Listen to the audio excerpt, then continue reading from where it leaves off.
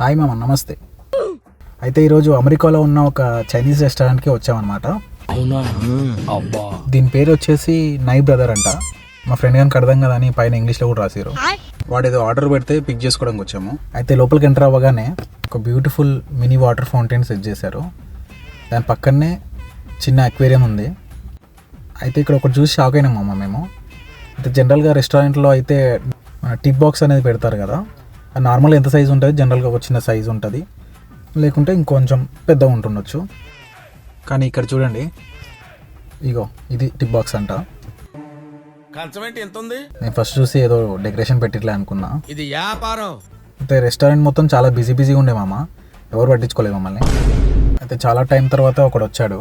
నేనేదో క్యాజువల్గా ఏం వెరైటీస్ ఉన్నాయి ఇక్కడ తినడానికని అడిగితే చైనీస్ లా నీ హం ప్యావ్ లియా హు హం పా ప్యా లియో అపపపా. ఇంత పెద్ద మాట అన్నాడు సరాడు. వాడు చెప్పింది అర్థం కాక సైలెంట్గా ఆర్డర్ పిక్ చేసుకొని ఇంటికి వచ్చేసినాం మామ. అది సంగతి.